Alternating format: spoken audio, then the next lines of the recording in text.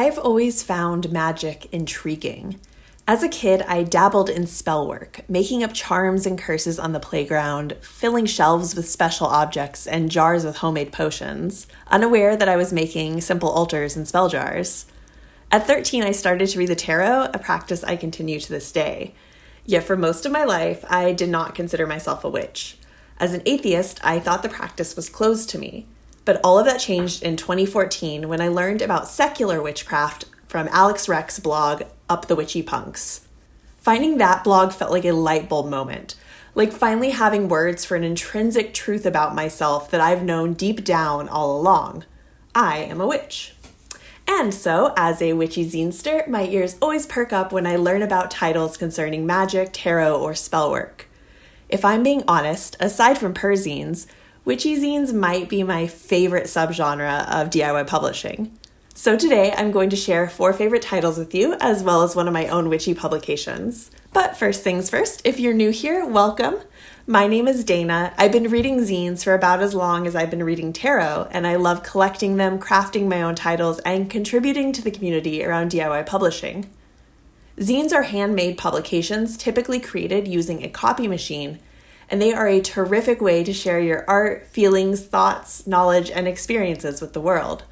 If you're brand new to zines, then I hope that my videos will be a gateway for you into this wonderful community. And on the flip side, if you're a veteran zinester, then I hope this video gives you some ideas of titles to add to your to-be-read list. I'd love to hear from you in the comments about what zines you've been reading lately, and if you make zines, know that I'm always up for trades. Anyways, let's get started.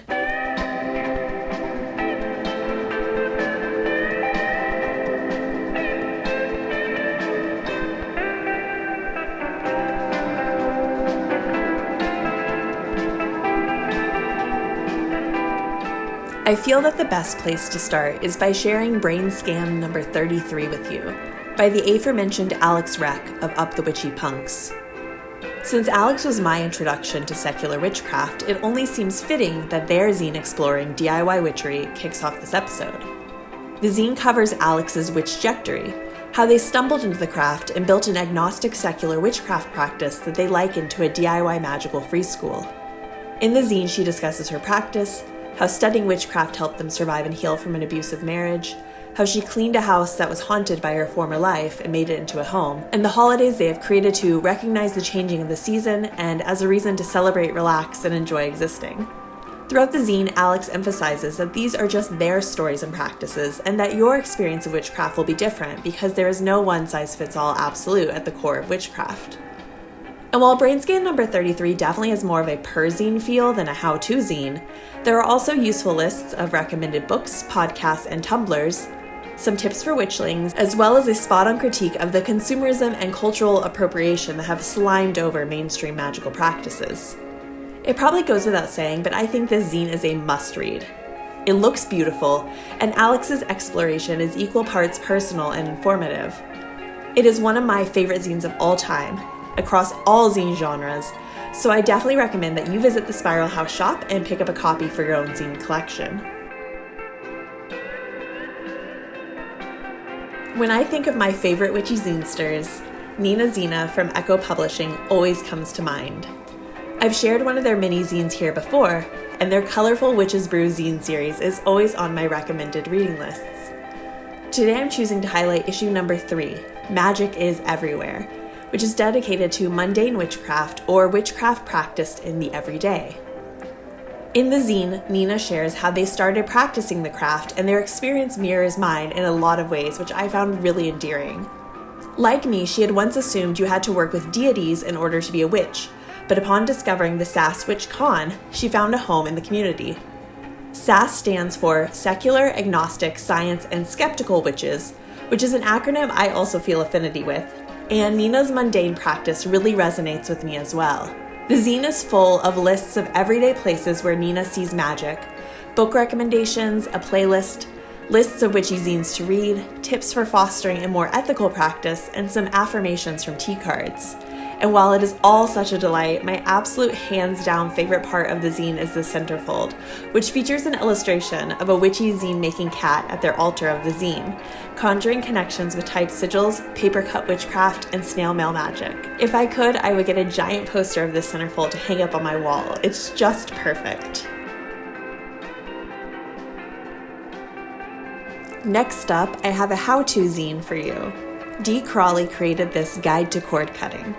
Cord cutting refers to a ritual that helps you sever unwanted spiritual, emotional, financial, and other bonds that connect you to people, situations, or places. This zine does a great job of explaining the practice, providing clear instructions on creating the proper environment for spell casting and the how-tos of process, intention setting, and suggested ingredients. It also breaks down what cord cutting can and cannot do. For instance, it isn't a shortcut to healing emotional traumas, but it can help you establish your own boundaries and break an unhealthy pattern. I found this zine to be a really perfect introduction to this form of energy work, and Dee is a terrific teacher. Her writing is straightforward, but peppered with enchanting reminders of our own magic and power. My absolute favorite quote from the outro was, "Whether we believe in magic or are skeptics, our humanity demands liberation." Those are truly words to live by. Many Gods, No Masters is a perzine by Elliot Stewart of Disco 3000, and it's about their witchcraft practices shot through with their anarchist beliefs. And so, as an anarcho-witch who loves perzines, I am just totally smitten. The zine checks all the boxes for me.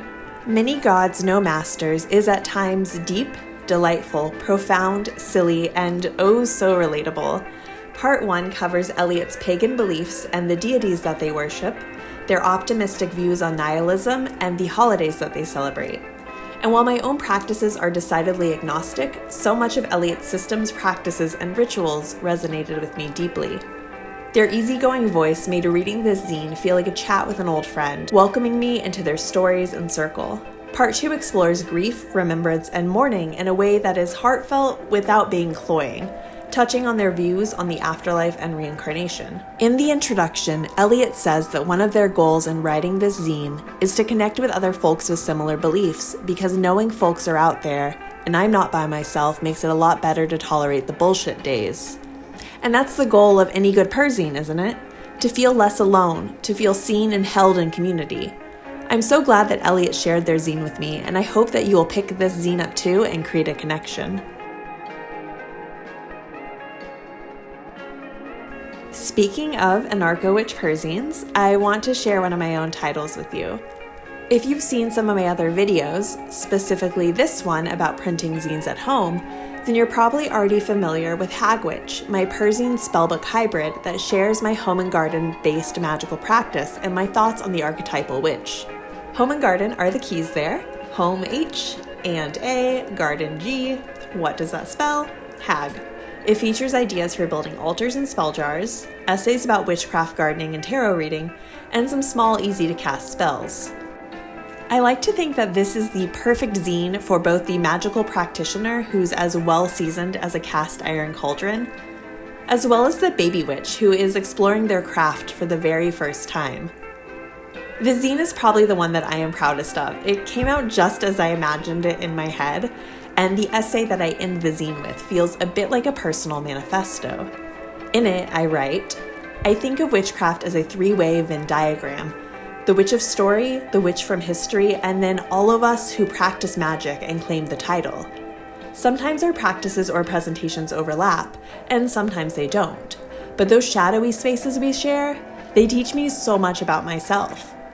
I carry these mythologies within me, wear green hair, black dresses, heeled boots, revel in the poetry of spells and stories told, cast with ash from the altar of the collective, my witchcraft a brew bubbling, a potent mix of strength and strangeness, a place where all I am feels at home." And yeah, that for me is what witchcraft is all about. That sense of belonging in who I am, deep down, that embodiment. In so many ways, I find that same belonging in zines, or rather a sort of inverse.